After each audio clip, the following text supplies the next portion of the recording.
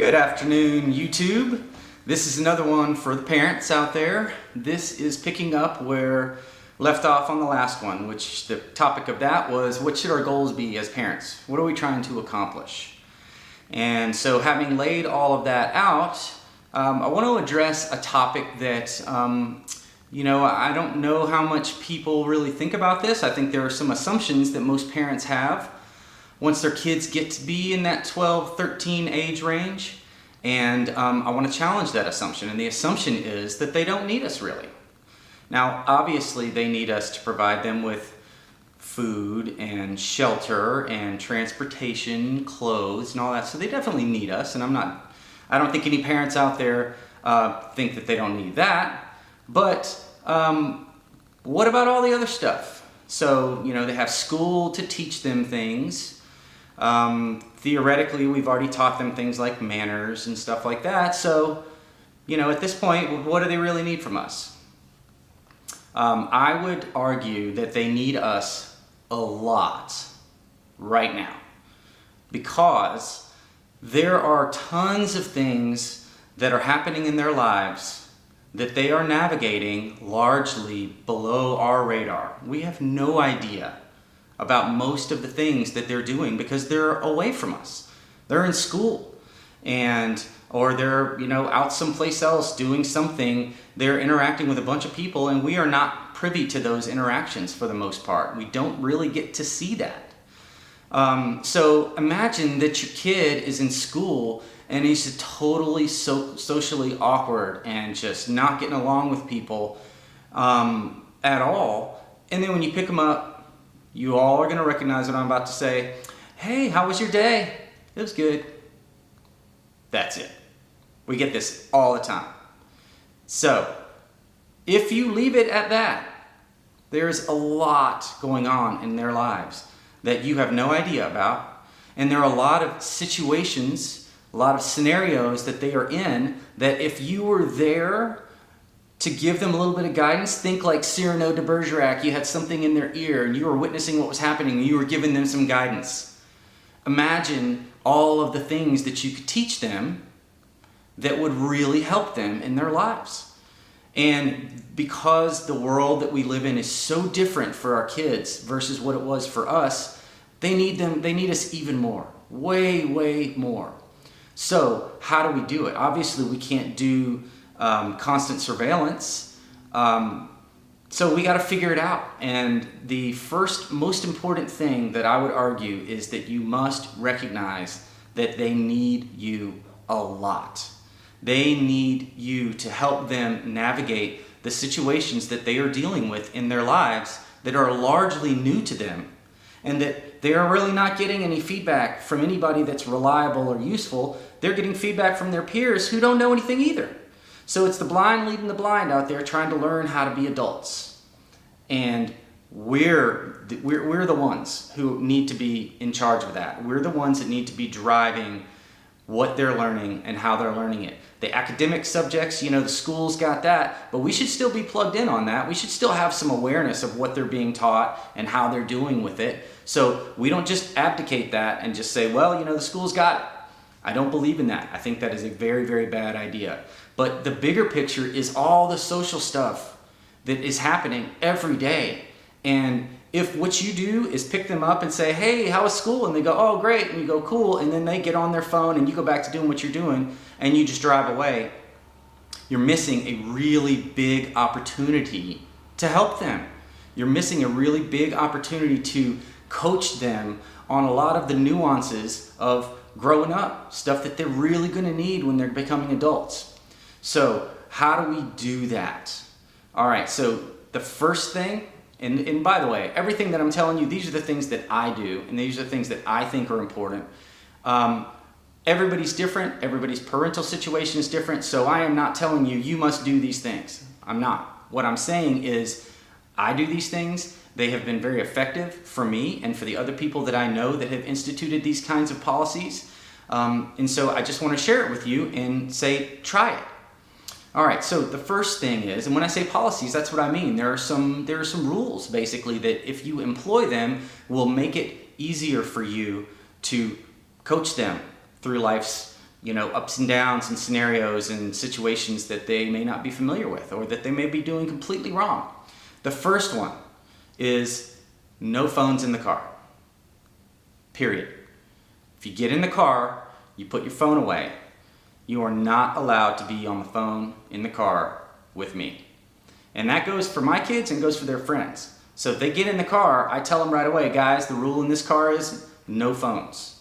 If you need to get on your phone for some reason or another, I understand that. You just need to ask. You need to tell me what specifically you need to get on your phone to do.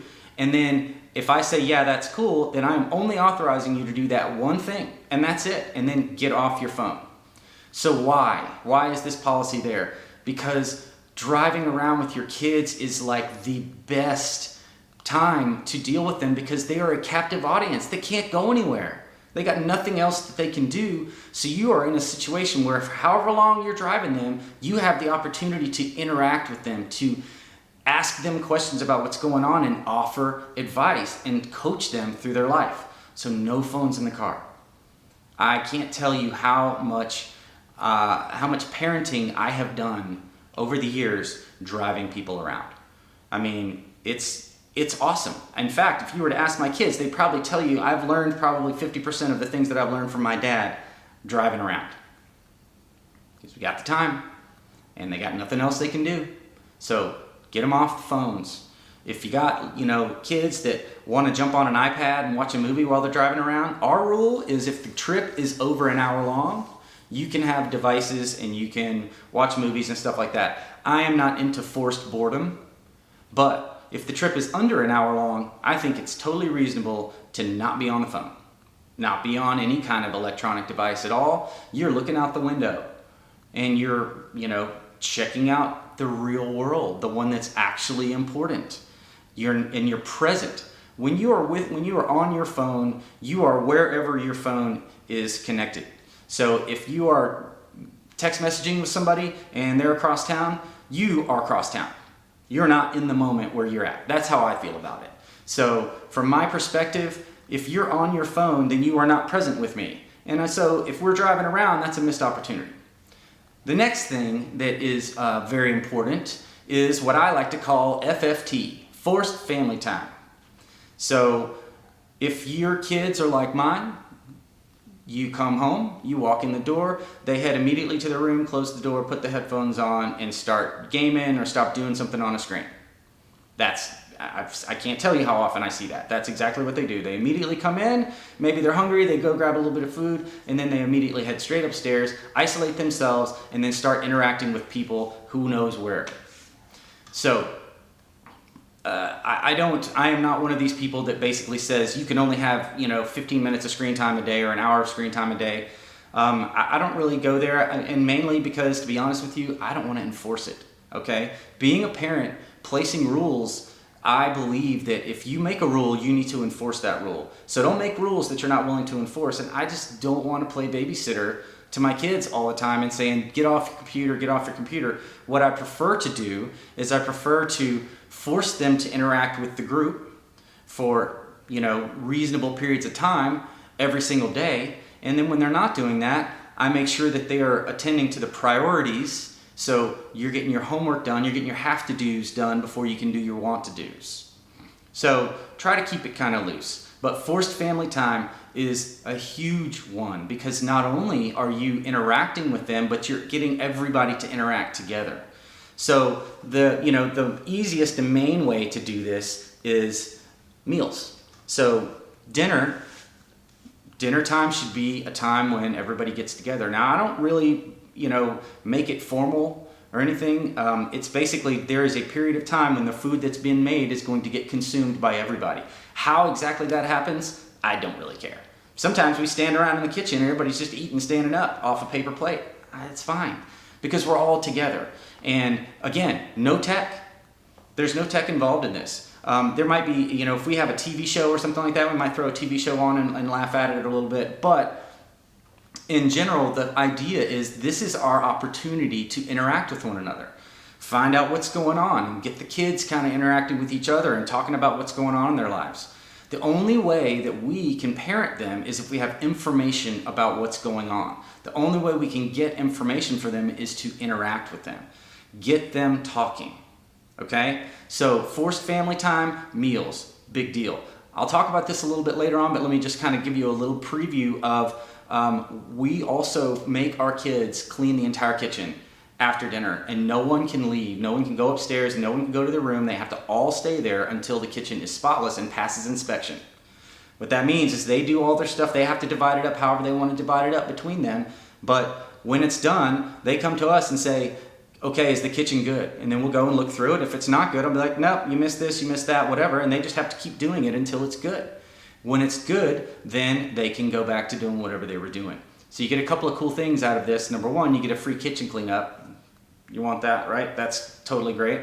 The other thing that you get is you're teaching them how to work together, because they are all being held responsible for the kitchen being clean. So it can't just be one person. They have to figure out how to work together to make it happen. If somebody's not pulling their weight, the other ones will call them on it. So it's a really good way for them to start developing some teamwork.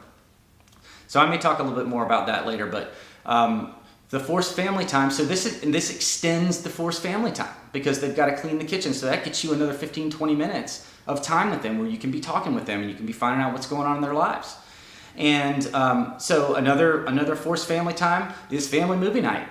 We do this pretty frequently. We'll pick a movie and basically everybody has to come watch the movie. And you may say, well, that's kind of dumb. You're not really interacting. You're just sitting there staring at a screen. This is true, but there's the time before the movie where we're deciding what movie we want to watch, and that can be its own, ordeal. And then there's the time after the movie. So it's not like the movie goes off and everybody sprints upstairs. It's like, we'll chit-chat about the movie. If there were, if people brought some stuff down to kind of be comfortable while the movie was going on, they got to clean it all up. Again, all this is extra time that we're spending together. I hope you're picking up on the theme here, which is it's all about the amount of time that you're spending with them. You got to spend the time in order for you to get the information that you need in order for you to coach them. All right, so the last bit of this that I'll give you, because I don't want this to go too long, is what kinds of things should you be trying to get out of them so that you can coach them? One of the things that I really harp on with my kids is I want to ask them who their friends are. Who are you hanging out with? Tell me about that person. Why do you like hanging out with them? What do other people think of them? Do you have a group of people and you guys are all hanging out together? Tell me about that group dynamic. Is anybody like in charge or whatever? Or do you all kind of just, everybody sort of goes with the flow? Is there anybody in the group that everybody kind of dislikes? How do people treat them? You getting the feeling here of what I'm saying is that you need to find out what's going on in their social life. And the way that you find that out is who are the people that they interact with? Why do they interact with them? Do they like them? Do they not like them? This is the kind of stuff that you can dig into. And then remember that you're going to try to be interested, not interesting. Even for parents, that matters, which means if they tell you something, keep track of it and ask them about it again.